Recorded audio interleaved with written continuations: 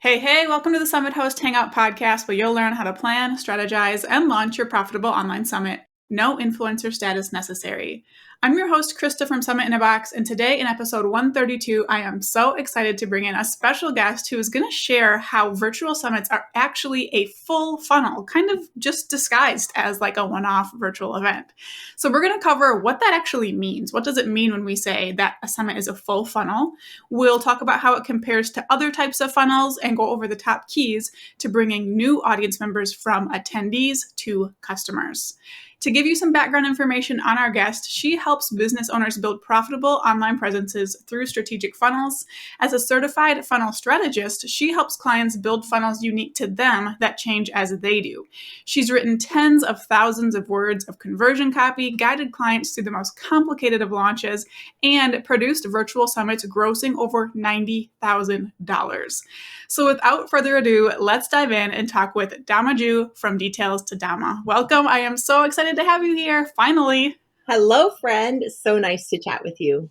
This is going to be so fun. Like we were talking beforehand, I just can't believe that it took me this long to get you on here. And I know like there are a billion things we could talk about, but I'm really excited about this topic. So before we dive into that, tell us a little bit about you and your business and how you got into summits. Sure. Yeah. So you guys can't see me because you're listening out on your walk, but I have the biggest, goofiest grin right now because I just adore Krista and I'm so excited to be here. So let me tell you briefly a little bit about myself. I'm from California. I live in the Silicon Valley and I went to school like a good girl and got my degree in accounting, went to work, worked at a 9 to 5, and that was all fine for the first 8 to 10 years of my career. But I was super bored, super wasted as an accountant. And I started looking for other things to do outside of work. I started volunteering really heavily in my congregation. And then my husband and I decided to take a bold move. We sublet our place, sold legit everything we own, and we moved to Central America for a full year to volunteer. No job, no income, no safety net. We just did it. We packed up a couple suitcases and our dog and moved abroad. We didn't even know where we were going to live, but we knew where we were going. So we dove in, we went for it. And it was amazing. We had incredible connection with the community, helping people learn how to read, all kinds of great things, an incredible life-changing experience. But then I was like, oh, I really want to stay because the money runs out quick. So I started looking for ways I can create an online business. And I thought because I had been an accountant, it'd be easy to get a bookkeeper job. But when it turns out when you're from another country and they haven't met you, they're kind of hesitant to hand over their books. So I started looking into other things. And I started as I was a major Pinterest junkie. That was like my go-to app. And I found out that you can actually start a business from anywhere as a Pinterest marketing expert. And so that's what I started while we were living abroad. And I started with my little laptop and just in our guest bedroom. And it has really grown. We lived abroad for a full year, but when we came back, I just couldn't fathom going back to a corporate 9 to 5. So I've really gone all in with Details to Dama and branched out. I don't just focus on Pinterest. I love to do Pinterest ads and promoted pins, but I have really branched out, and summits have been that it factor, that mystery ingredient that really led me to not only explode my business, but widen what I offer. Yeah, what was that thing that like originally got you in the summit space from doing Pinterest? Like that's a big jump. Yeah, and I'm a big believer and it's all about relationships. I had met a client who was referred to me. I was managing her Pinterest. And the very first thing we talked about is, okay, well, what are your goals? Traffic. Okay, well, what are your goals for that traffic? Is like my favorite question for when I'm talking to people about Pinterest, because they all just want traffic, but why? And as we talked, and the more I got into her overarching goals for her business, she had these big, crazy, juicy, ambitious, dreamy goals.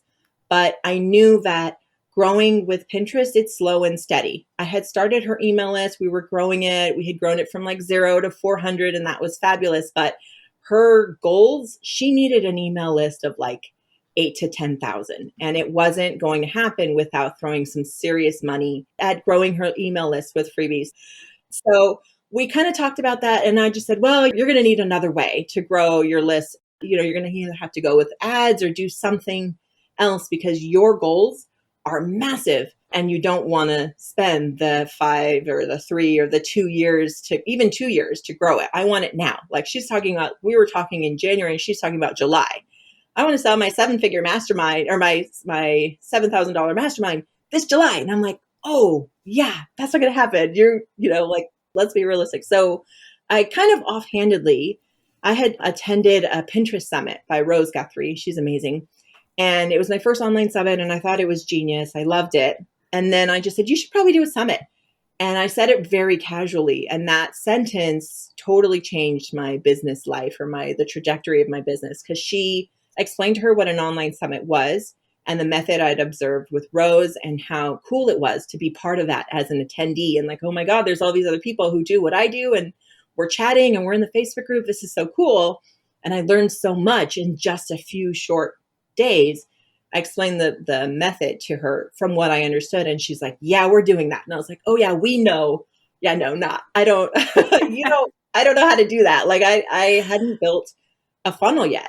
I didn't know really what a funnel was. I didn't know, I was on the marketing side. On Pinterest, you're driving traffic to the offer or to the blog post. I'm not building the offer or building the funnel. And so it was a new thing for me. And I just said, I think that's no. And we went back and forth. She just didn't let up. She bugged me about it probably for 2 months before I finally was like, okay, I guess I'll look into this. And in that time, my curiosity was piqued. I started looking into summits a little bit. And then I found your Facebook group, Summit Host Hangout. And I just started absorbing. I got in the group very quickly, started asking questions and kind of poking around and learning. And I learned about Summit in a Box. I kept going back and forth and she just wouldn't let up. And I just said, okay, I'm going to do it. I'm going to buy Summit in a Box. I'm going to learn everything I need to know about summits and we're going to do this. And we ended up having an incredible summit. She walked away with an email list of 10,000 people. Her summit grossed over $90,000. It was an incredible experience. And then after that, my little marketing eyes were really, truly open to all the potential and possibility out there, because then her next step is like, okay, so how are we building my funnel? What kind of funnel are we building for me? Where are we, and so as she grew, I grew, and it just really opened my eyes to so much that was out there. And yeah, summits totally changed my life just on a personal aspect, because then I started speaking in summits. People started hiring me. Fellow speakers started hiring me. People started hiring me because they saw me. I was able to launch my first digital product because people saw me speaking in summits. It was a major game changer for me in so many ways. Oh my goodness. That is so awesome. I love that our topic today is building a full funnel through a summit, and you got started in summits basically because someone needed to fuel the heck out of a funnel. And that is so, so cool. So thank you so much for sharing that. I'm like nerding out about it because I totally didn't know. I totally didn't know where that originally came from. So cool. I'm so excited to dive into this topic more. And actually just last week, it was great timing. I was on a Q&A call answering questions for someone's community. And one of the members asked me, where does a virtual summit even fit in your funnel? And my answer to them was, well, actually, it is your funnel. Like, that's literally the first time I had ever thought of it. It is your funnel. So can you talk us through the idea of how a summit really is an entire funnel all in one? Sure. And you call me out anytime I'm being a little too jargony, but we think of funnels and we think immediately click funnels and we think of bro marketing, and there's kind of this negative connotation. But in the simplest explanation, a funnel is a website where there's a singular goal. It is to buy this offer, sign up for this thing, whatever, what have you. Whereas you go to a regular website and it's like, here's my about page, here's my services page, here's my testimonials, here's my blog, isn't it cute? Here's this, here's that. A funnel is, here's a single door. You only see one door. You either go through that door or purchase that product, sign up for that offer, or you turn and walk and you hit the X and you X out.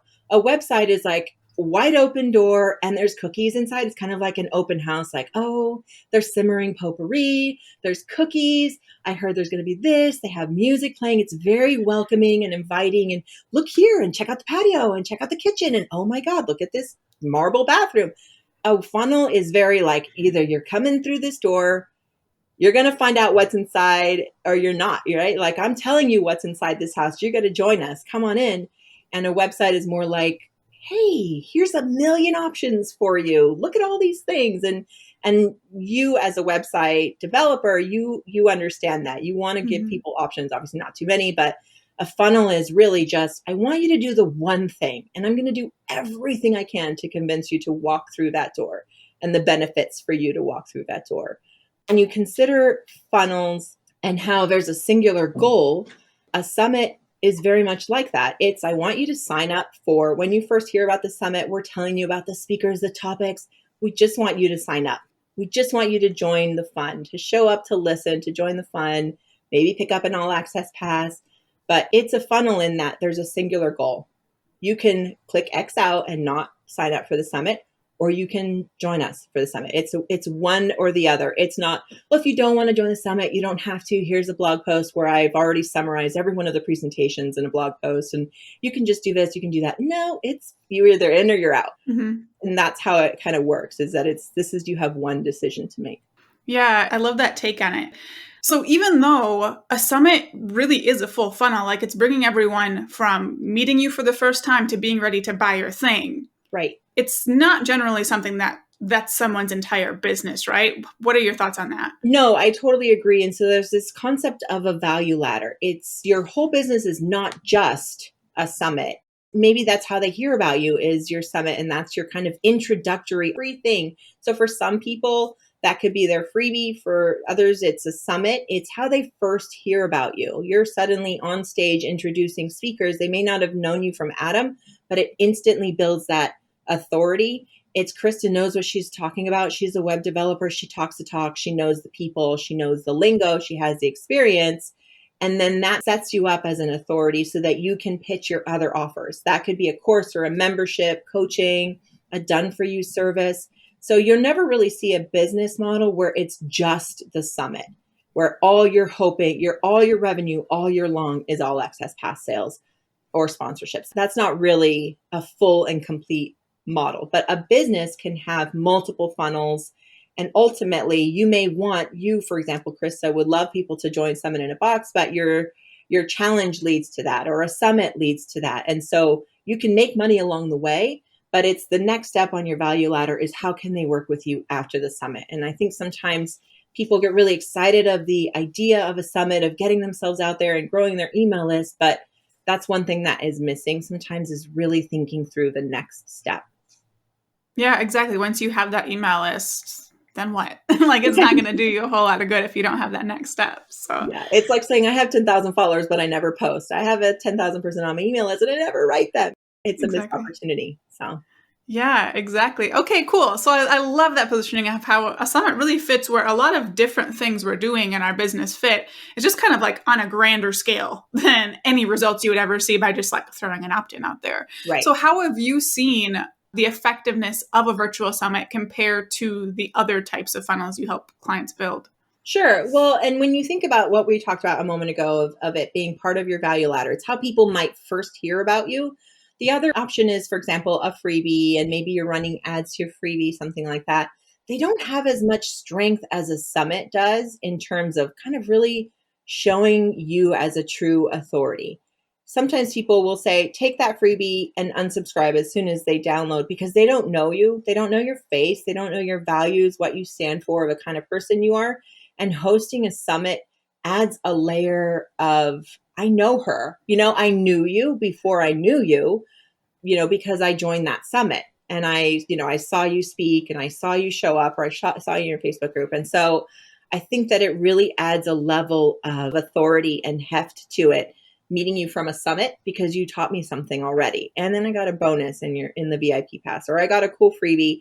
It's better to join someone's list that way, with that weight behind it of like, she's a real person who really knows her stuff. She's a straight talker, and she totally helped me out in a bind with that summit presentation, or that summit that she offered got me unstuck. Now I'm like in her life forever kind of thing. And so I've seen that as I've built lead funnels for clients. The other method is to grow it with ads. And there's a big difference in what you choose to spend your money on. If you want an 8,000 person email list, you can do Facebook ads to your freebie and spend $3 or $4 or $5 a lead and get an 8,000 person email list. It might cost you $30,000 or $40,000, and the unsubscribe rate might be high, but it is one way of going about it. But I like the summit method because when you want to sell to people who have joined your summit and are on your email list, They're not like, who is this girl anymore? They remember exactly where they were when they joined your summit. They didn't know you then, but they really quickly knew your face, knew what you were about, knew that you knew your stuff. And it's just a much less shocking way to say, hey, remember how amazing that was? I've got something that is just for you.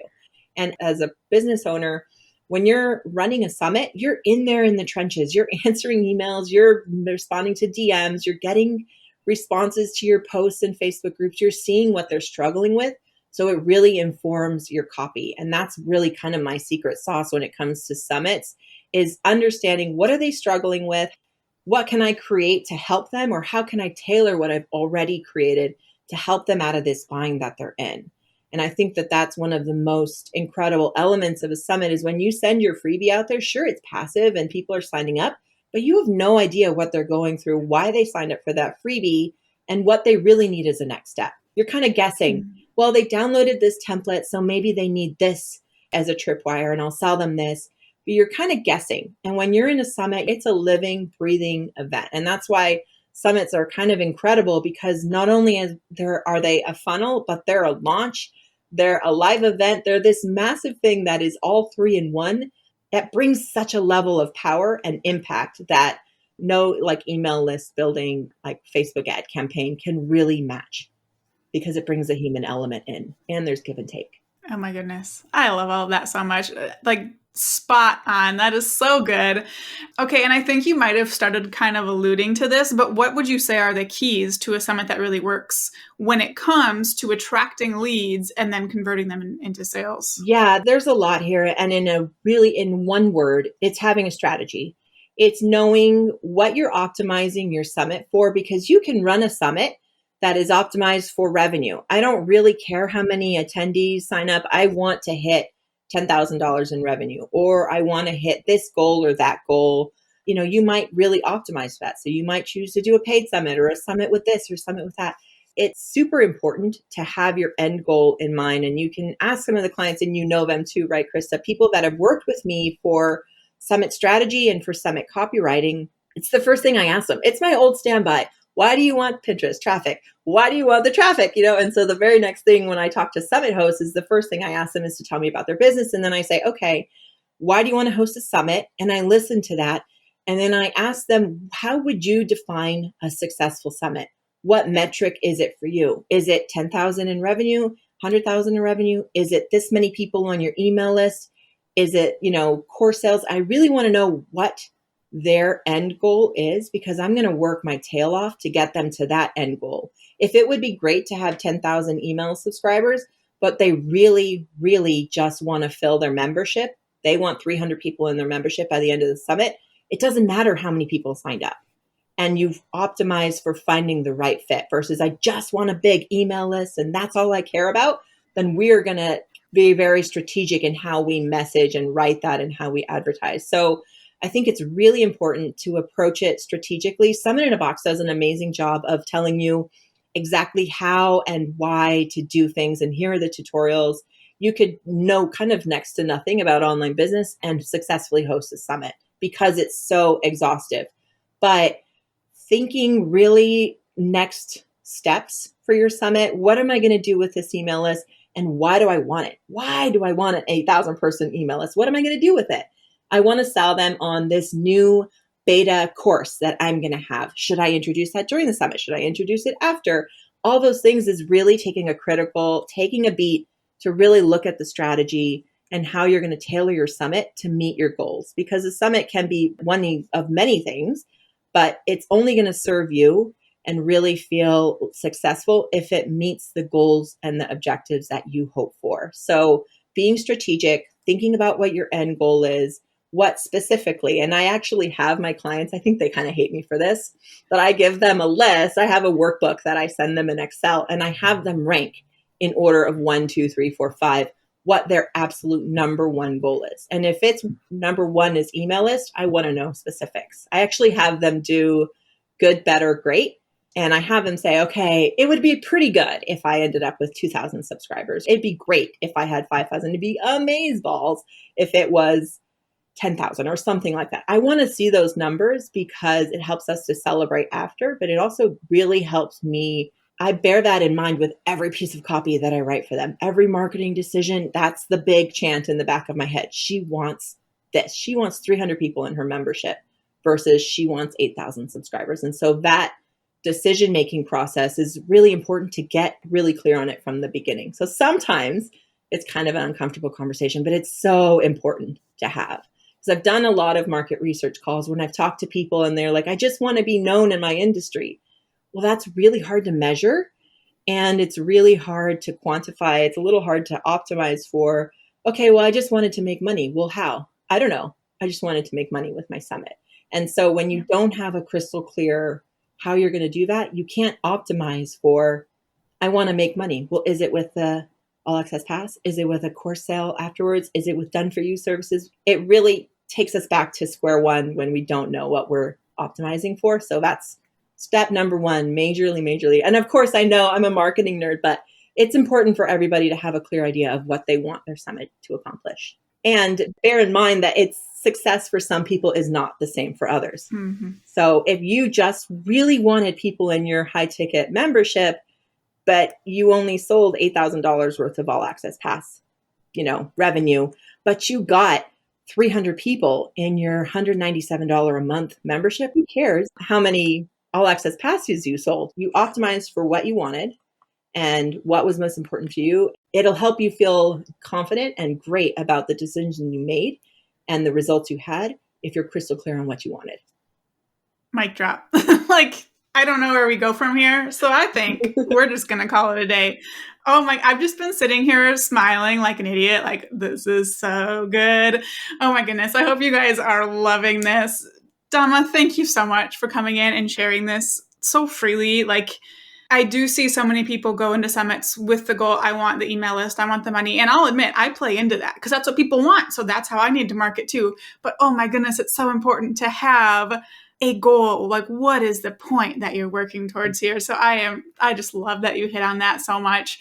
Where can people go to learn more about you and what you offer, stay connected, all of that good stuff? Yeah. So my website is detailstodama.com, and specifically my virtual summit related, like what I talk about with offers and copywriting and customizing things to your summit is detailstodama.com/virtual-summits. You can also find me on Facebook and Instagram. I tend to hang out there too. And I know you have an awesome freebie for us. Mm-hmm. Yeah, so it's called the Summit Buzz Builder. And I'm all about ads for summits and getting the word out there, having your speakers promote for you. I'm all about this multi-pronged, let's build the buzz. Let's get people to sign up for the summit. I think if you're creating this amazing thing, you want to deliver it. You want people to show up. You want people to hear about it. We tend to give a little bit more credence to something of like, hey, Krista, did you hear about the summit for web designers? Like, you should go.